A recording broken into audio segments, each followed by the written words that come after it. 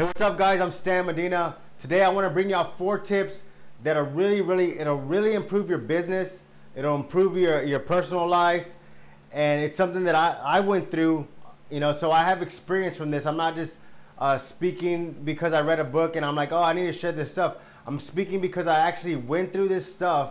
I experienced these things, and they made a big difference in my life, in my business life, improved my family. And I can already see the momentum it has built, the past years, and to where we're at now. I can see the momentum just building and building. So I'm gonna go over those 4 tips with you real quick.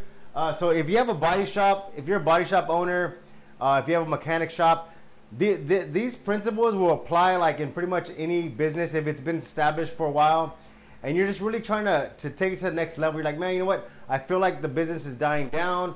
We need to do something. What do we do? Who do we call? Do we hire a consultant? Like, what do we do? Do we pay Google for clicks? Like, do we buy a course? Like, you know what? You don't have to do none of that. I just want to share with you these basic principles, and what it's gonna do, it's gonna start you to get into the motion of improving your business. And once you get into the motion, you're gonna see things start to come together, and you're going to be excited about it, and that's going to make you take the next step. So let's get started. Number 1 is going to be start to engage. So what does that mean, Stan? Start to engage.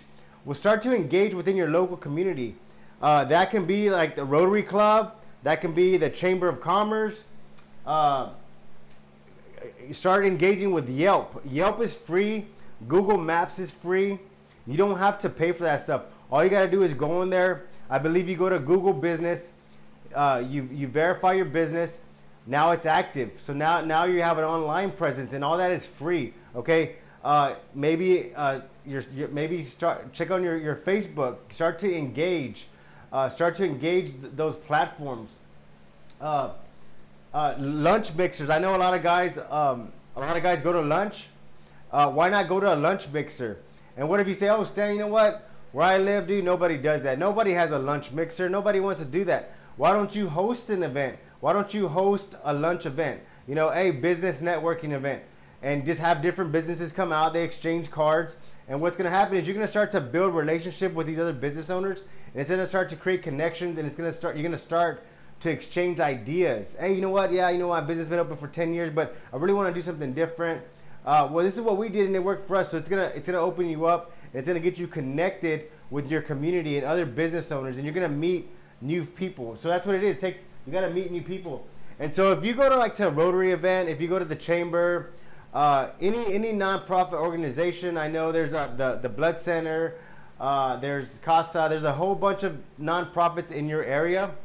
Hey, get involved with those areas. Get involved with those groups.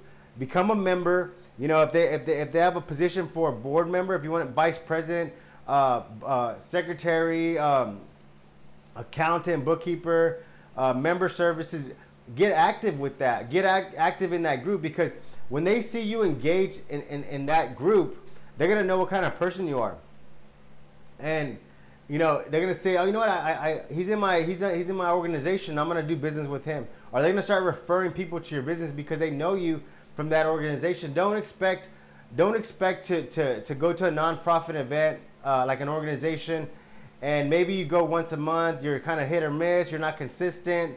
They don't know if you're gonna show up or not. It just kind of shows you're not responsible. So just be cautious of that first. Like if you're gonna try to get involved with a nonprofit, make sure you're able to be consistent about it. Don't try to go to 5 different ones at one time and try to be on board of each one, because what's gonna happen is you're gonna run yourself really thin, and you're gonna start to have stuff pile, and it's gonna be a disaster. So just kind of visit a couple. If you feel comfortable, if you make a relationship, hey, you know what, I want to become a member. I know there's a lot of good organizations out there. There's a lot of young organizations. So there's under 40. There's entrepreneurs. There's first-time business owners. There's all kinds of stuff. So look into your area, see what's going on. Also, too, real quick, you can also go on your Facebook. If you go to events, okay, go to your Facebook events, and it's going to show all the events that are coming up in your area.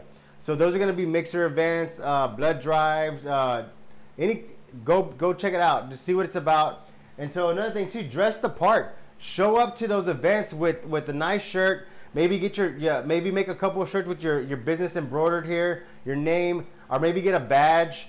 You always want to go somewhere where it's going to be a public event where you don't know anybody.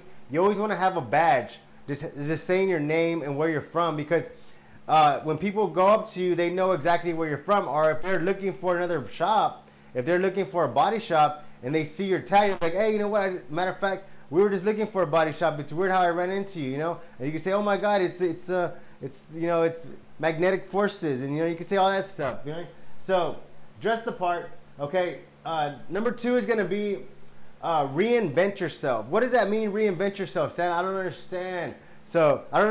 Stan. So what reinvent yourself means is basically, okay, for example, if you go to McDonald's today, if you were to go to McDonald's today, do they have the same look as they had 20, 30 years ago? Look at that. If McDonald's here 20, 30 years ago, McDonald's now. Tell me the difference. Okay? What they did was they reinvented themselves, because they said, you know what? If we stay stuck in this in time, you know, we're not going to attract the next generation, because we're not staying innovative. We're not reinventing ourselves. Our logo looks like it's from the 80s. You know what I mean? So your logo might need to be reinvented. Your office might be reinvented. I went to a buddy of mine's place, and he's been in business for 30 something years, and he's having the same problem. He's like, man, you know, I can't seem to connect with the next generation. And I walk into his office, and his camera system, his surveillance cameras are this big, and I'm like, dude, like, were those the first security cameras that ever came out? And he's like, I never really paid attention to that. I was like, dude, that's like I wouldn't come here because of the camera, you know. And so anyway, so reinvent yourself, reinvent your office. Get someone's opinion. You know, we had a guy. We reinvented our office a couple of years back, maybe like 6 years ago. But we had a guy that we would do business with. He was a friend of ours, and you know, after we remodeled our office, we did everything up, you know. I asked him, I said, hey, dude, I said, remember our old office? He's like, yeah. I said, was it a dump?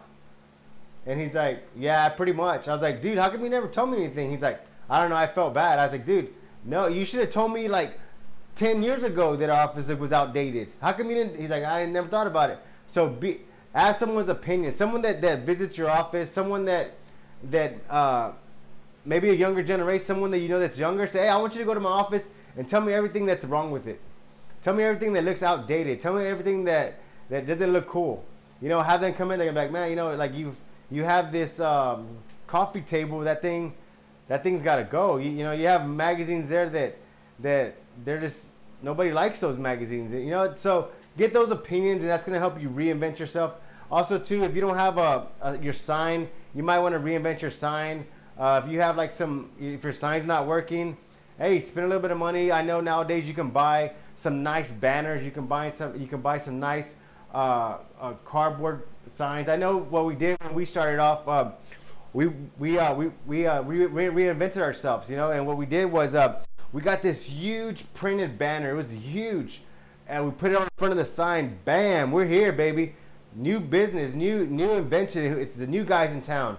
You know, we put a big old banner up. I think it was like, maybe 15 by 30 banner. Just imagine the size of that banner, okay? Certified, bam, real big. Well, I knew that banner wasn't gonna last forever, but what it did was it helped us to generate business so that we can buy a nicer sign. And so what we did was we didn't go out and buy, you know, we bought the banner. I think it was like maybe $600 or something. We didn't say, okay, you know what, our next sign is going to be, you know, $10,000. We said, you know what, let's brand ourselves really big, get a big banner, make it look really bold, and then we'll just kind of get we'll downsize it. We'll get a nice aluminum printed, you know, vinyl printed sign on it. Maybe, I think it's a 4x10, and that's all we need, and it does the job. It does the job fine. They look really nice, they're really clean, and so we kind of went through that reinvention process. 3 is going to be very important. Is once you start to get involved with the mixing events and nonprofit organizations, and you You start to get engaged with the community. You're gonna start to engage, and you're gonna start to interact with city officials and people that have been established, that have good credibility, and you're gonna be doing business with those guys. They're gonna say, "Hey Stan, I got a dent on my truck.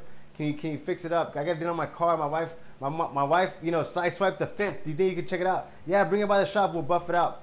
Man, Stan, I owe you one, man. You saved me. My Mercedes. My wife. She hit the fence again. So say, you know what? Hey, would you mind giving me a little video testimony? What do you mean, Stan? Well, just when you get home, you and the wife, maybe just take a quick video testimony of how the car looked and then how we made it look. And you know what, Stan? That's a good idea. I'll do it when I get home. You get home, him and the wife. Yeah, we took our vehicle to Certified Collision Works. Stan over there, my wife hit the fence. It was an accident. She said it was an accident. But Stan and his team over there, man, they got it buffed out. They did a fantastic job. Stan came through. He got the job done for me. Bam, that's a testimony, okay? He sends you that video. Now that video, you can market that video on social media. That's the best kind of marketing you can do is a third-party testimony, because it adds credibility to your business. And if you can get it coming from someone that has credibility, news press. So you can actually use some of those if you wanted to do a news press. You say for example let's say for example a nonprofit organization got in a wreck and they needed help. The funds were tight. Why don't you donate your services to fix that vehicle and then make a press release and then see if the paper will publish it? There's nothing wrong with that. What you're doing is you're giving back to your community. You're giving back to your community, and by you giving back to your community, it's gonna put the word out that you're for your community. So you want business from your community so you can give back. So it's just a cycle thing. You want business, and there's nothing wrong with wanting business. You want business so you're able to help other people. Host an event. So it's very easy to host an event. If you go to our YouTube channel, you can go in there and you can scroll down and you can see where we hosted a blood drive event. Get some ideas from that video. It's a pretty awesome video. I got some other businesses involved to make a donation. We hosted the event. We had food. It wasn't very expensive. It wasn't even expensive at all. It wasn't. I think we spent. I don't remember. It wasn't even that much. But what it did was it connected us with a lot of different business owners, and those business owners know not what we're about, and so does the community knows what we're about. So we're just, we're getting involved with the community. Okay, number 4 is going to be very, very important because, I know that we hear a lot. I know that you've probably heard a lot. If you're trying to change your business, if you're trying to grow your business, you might have heard the phrase, well, you got to change your mindset. You got to think differently, and you got to think, and yes, that's true, but in reality, it could be very difficult if you're set in your ways.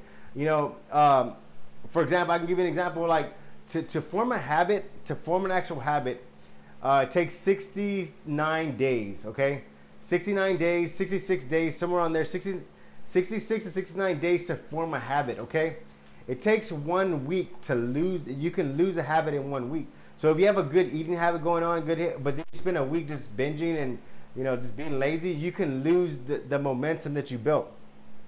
Another thing too, if you've had the same habits, excuse me, if you've had the same habits for like 10 years, 5 years, it's very difficult to break those habits because they're already programmed.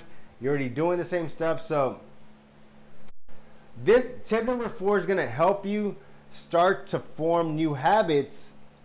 And when you form new habits, you'll start to see change.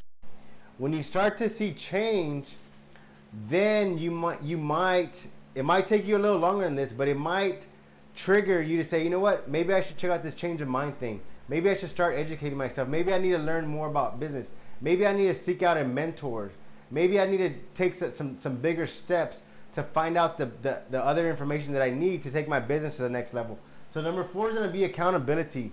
Accountability. So I put accountability partner because that's something that I did whenever I was struggling with reforming my habits and developing better habits and business habits and healthy habits.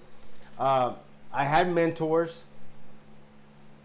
You can have mentors all you want, but if no one's keeping you accountable, it's gonna be very difficult to change, because by nature we don't want to change. By nature we're stuck in our ways.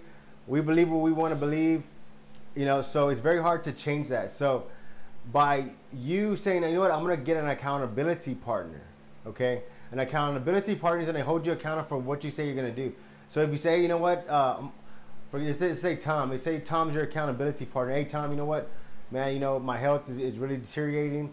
I'm afraid that if I keep on this same path of unhealthy eating, that by the time 10 years I might not be around to see my grandkids, or I might not be able to play baseball with my son. So hey Tom, I want you to keep me accountable to make sure that I'm eating right. If you see me drinking a soda, throw that shit away. If bring me water, and hey Tom, if I gotta pay you something to do that, I'm gonna do it, because I'm really serious about my health. I'm really serious about my family. That's what accountability partner does. They're gonna hold you accountable for what you're gonna say. Another big thing you can do too is if you can go in front of your family.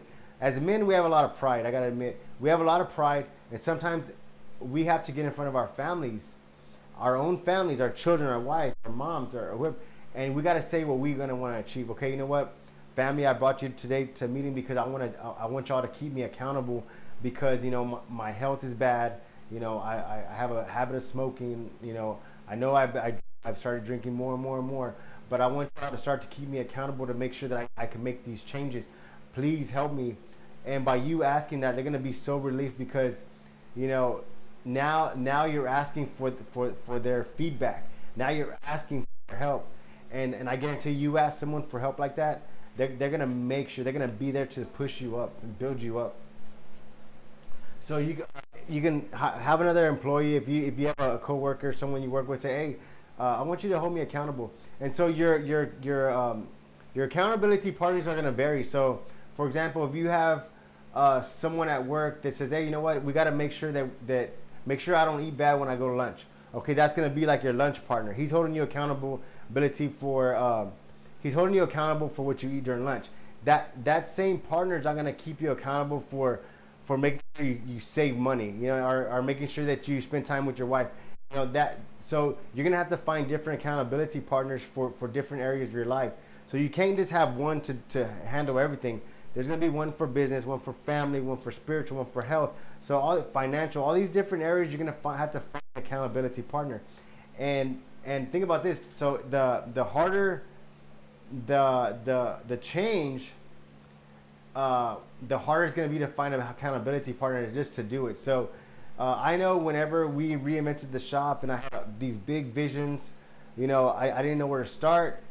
I hired someone. I said, hey, you're gonna work here, but I also want you to keep me accountable, that make sure that we get this stuff done within the next year for the shop. This is what it has to look like. This is what it needs to be. This is what color the walls need to be. This is where the sign needs to be at. The sign needs to be up by this date. If I don't do it, you make sure I get it done. And they're gonna hold you accountable. So that the accountability partner is very, very important. So hey, y'all have a good 4th of July. I just wanted to bring y'all these quick 4 tips on 4th of July. So y'all go enjoy your family. I'm about to meet up with my family right now at the pool and just enjoy the rest of the day. Y'all stay blessed, guys. Bye bye.